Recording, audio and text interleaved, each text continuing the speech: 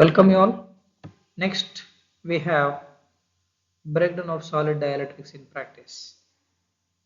So there are the certain type of the breakdown which do not come under either intrinsic breakdown or thermal breakdown, but actually occurs after prolonged operations. Some of the examples which we can consider are breakdown due to tracking, in which dry conducting tracks are formed on the surface of the insulators. So these are acting like a conducting path on the insulator surface will lead to that gradual breakdown along the surface of the insulator. Another type of the breakdown are electrochemical breakdown. These are caused by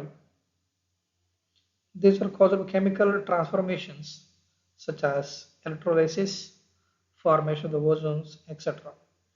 In addition to this, there is a failures occurs due to that the partial discharges, which are brought in the nature of the air packets inside the insulation. This type of the breakdowns is very important in the impregnated papers which are used in high voltage cables and the capacitors. Chemical and electrochemical deterioration and the breakdown. In presence of air and other gases, dielectric materials will undergo chemical changes when subject to that continuous electrical stresses. Some of the important chemical reactions which generally takes places are oxidation. In presence of air or oxygen, materials such as rubber and polyethylene will undergo oxidation, will give rise to an surface cracks. Then next we have hydrolysis. When the moisture or water vapor which is present on the surface of the solid dielectrics, hydrolysis occurs and materials will lose their electrical and mechanical properties. Some of the examples which we can give as paper, cotton tape and other cellulose materials will deteriorate rapidly due to this hydrolysis. Plastic like polyethylene will undergo changes and their service lifespan will be considerably reduces. Then we have chemical action. Even in the absence of the electric field, there is a possibility of progressive chemical degradation of the solid insulator materials due to that variety of the process, like chemical instability at high temperature, oxidation, and cracking in the presence of air and the ozone, and hydrolysis due to moisture and the heat. Since different materials will come in contact with each other in practical cases, so this will lead to that chemical reactions occurs with the various materials will lead to that reduction in electrical and mechanical strength, resulting in there is a possibility of the failure of the dielectric material. The effect of electrochemical and chemical deterioration can be minimized by careful studying and examining the materials. High soda content glass insulation, it has to be avoided in the case of moist and damp conditions. The chemical and electrochemical deterioration, it will increase this very rapidly with the high temperature, and hence high temperature should be avoided. Breakdown due to treeing and the tracking. Polymeric insulators are widely used in the engineering applications because these are tough in nature, light in weight, and will possess excellent dielectric properties. And also, this can be easily fabricated for the complicated shapes which is required for the practical applications. However, their lifespans will be reduces because of the degradation process. When solid dielectrics subjected to that high stress for over a period of time, normally two kinds of visual markings which we can observe on the dielectric materials are the presence of conducting path occur on the surface of the insulation. Then there will be a mechanism whereby leakage current pass through the conducting path finally lead to that there is a formation of the spark. Insulation deterioration occurs as the result of these sparks. So that is nothing but these are the responsible for the formation of the conducting path on the surface of the insulators, and these will act like there is a path to make it a conducting between the two electrodes in the case of the solid insulators. The spreading of spark channels during tracking in the form of the branches, it is called as train. There is an tracking is the formation of a continuous conducting path across the surface of the insulation, mainly due to the surface erosion under the voltage application. While in the use, insulator progressively get coated with the moisture that causes conduction, leading to that the formation of surface tracks. Consider a system of solid dielectrics having a conducting film and two electrodes on its surface. In practice, conducting film is very often is formed due to the moisture content. On the application of the voltage, the film start conducting, resulting in generation of the heat and surface starts becoming dry. The conducting film becomes separate due to the drying and spark are drawn, damaging the dielectric surface.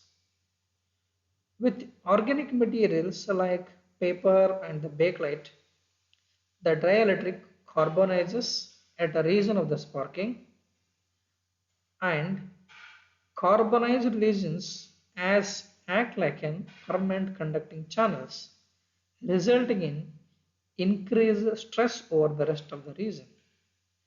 This is the process of the cumulative, the resulting in insulation failures occurs when these tracks bridge the distance between the two electrodes. This is nothing but we can call as tracking, which is a common between the layers of the bakelite, paper and a similar dielectric of the laminates. In other hand, traying occurs due to the erosion of the materials at the tip of the spark. Erosion resulting in a roughness of the surface and hence become a surface dirt and the contamination.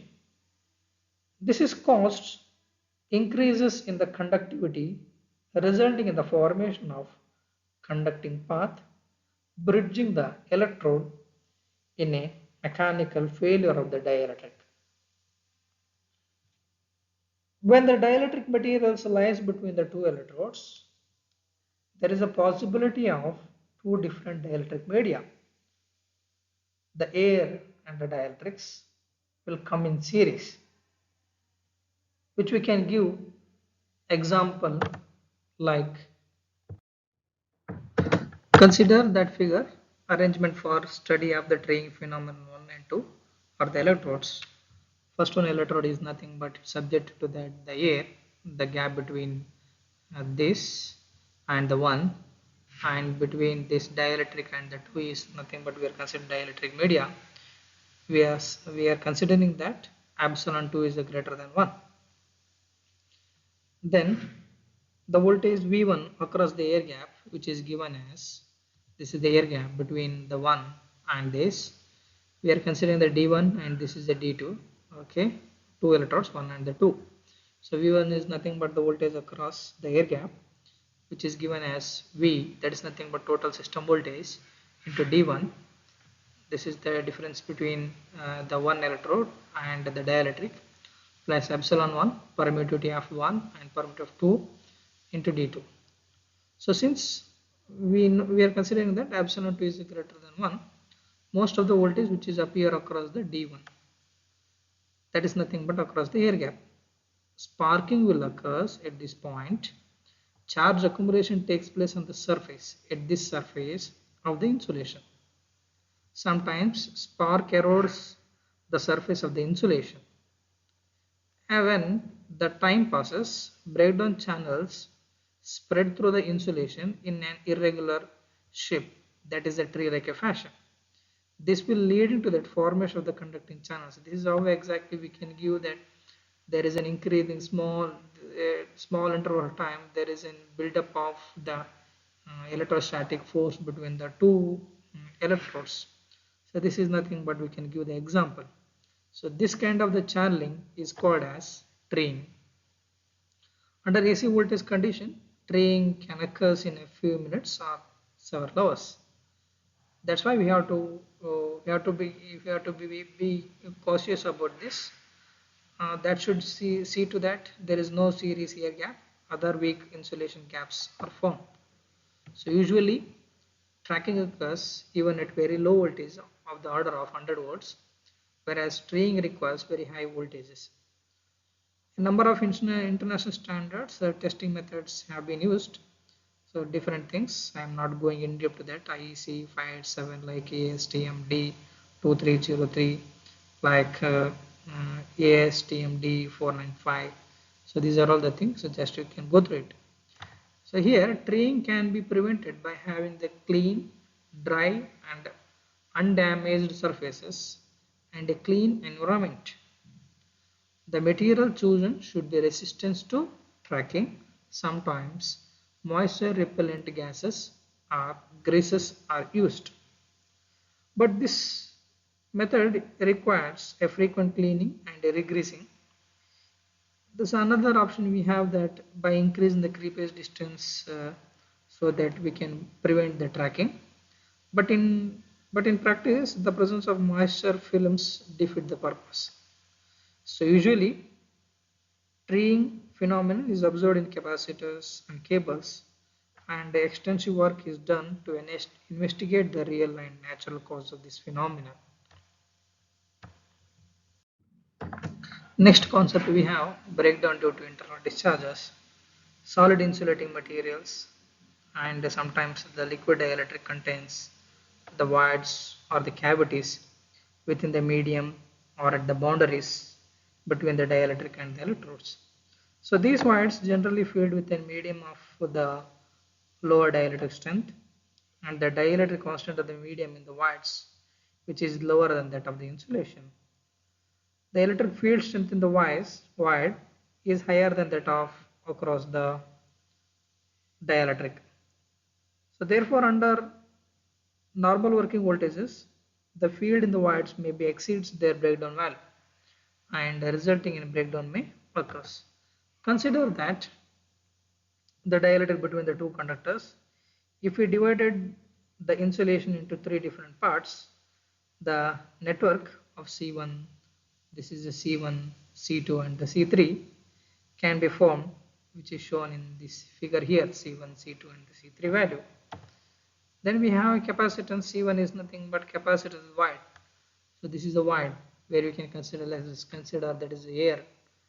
Then we have C2 is nothing but a capacitor dielectric which is in series with the void. Okay, we are dividing in three sections. Then C3 is nothing but a capacitor, the rest of the dielectric. So this is the equivalent value which we are considering.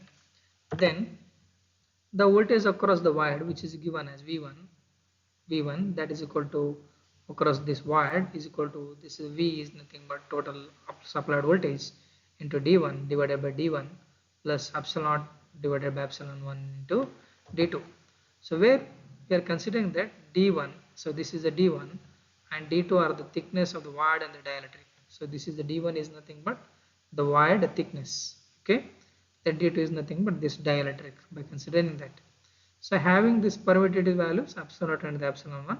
So usually D1 is very small, very small compared to the D2. Let us consider this is a total thickness of 10 mm. So this thickness is around 1 centimeter.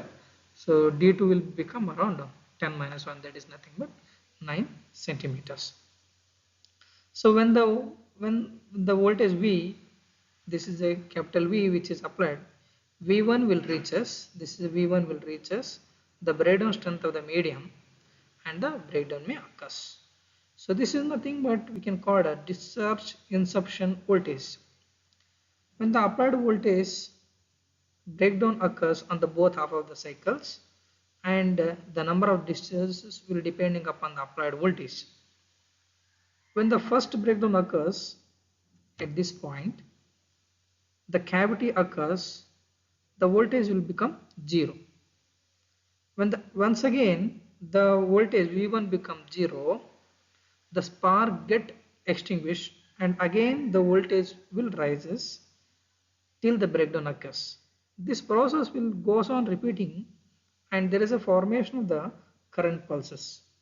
So we will obtain both the things, we will get the things in both for positive half cycle and the negative half cycle. So this is nothing but this internal discharges having the same effect of treeing on the insulation. So when there is a breakdown occurs across the wires, electrons and the positive ions are formed. This is how we know that in the case of ionization, they will have sufficient energy, and when they reach the void, this is the void, and they may be break the chemical bonds. So we know that whenever it is operating for over a period of time, there is a possibility of losing the a chemical bonding, that is nothing, chemical deterioration. So in each discharges there will be some heat dissipated in the cavities, and this will resulting in there is a carbonization and the surface of the voids will cause the formation of the erosion of the materials. So the channels and pit formed on the cavities surface increases the conduction. This is resulting in the formation of the conduction. So there is a resulting in chemical degradation may occurs as a result of the activity discharges products formed during the breakdown phenomenon. So all these aspects will result in a gradual erosion of the material and reduction in the thickness of the insulation leading to that the breakdown phenomenon. Hence we are considering that the life of the insulation with the internal discharges depending upon what kind of the supplies and number of the discharges. So resulting in there is a possibilities of breakdown may occurs within a few cycles or few days, or sometimes it is depending, sometimes year may takes places. So this is nothing but we can understand the concept of breakdown due to internal discharges. So this is a plays a very important role. If you could not able to identify and try to isolate, means we are not could not able to inspect this void. So this is a resulting in localized heating and there is a formation of local breakdown. So resulting in the breakdown strength of the entire material get reduces. So this is the effect of we are considering that breakdown due to internal discharges. So generally which we can see this phenomenon in the case of the liquid dielectric medium and the solid insulators, like we can give the example of overhead insulators. So these are the main responsible for the breakdown of the insulation. So this is a severe one which we are facing for the distribution system. Next we have some numericals based on this conduction and breakdown in solid dielectric media. Let's consider that example, a solid specimen of a dielectric has a dielectric constant of 4.2 and tan delta, that is nothing but loss angle factor, it is 0.001 at a frequency of 50 Hz. If it is subjected to an alternating field of 50 kV per centimeter, we need to calculate the heat generated in the specimen due to that dielectric loss. So there are the two things, that is nothing but heat generated due to the supply of AC and the DC.